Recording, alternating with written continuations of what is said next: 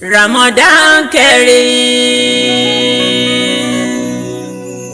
fún gbogbo mùmínì àgbáyé kéyì. Ramadan Kareem fún gbogbo mùmínà àgbáyé. Àmàkùṣẹ́ ládàá gbogbo mùmínì àgbáyé.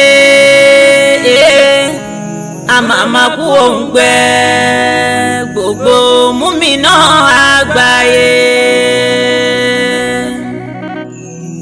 Ẹ̀mí tó bẹ̀rẹ̀ láàrópin, Ọlọ́run ò ní fẹ́ ìṣòpin. Àmín o, ìláyé ò ní ṣe ìlàṣẹ mọ́. Mùmínì mùmínà ẹ ṣàmín.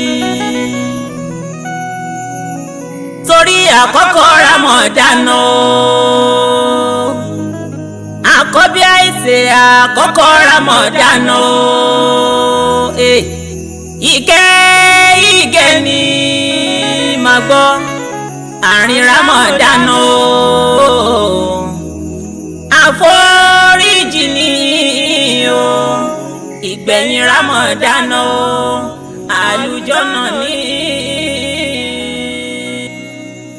Allahumma taqabbal minna wa minkum salih al-amal.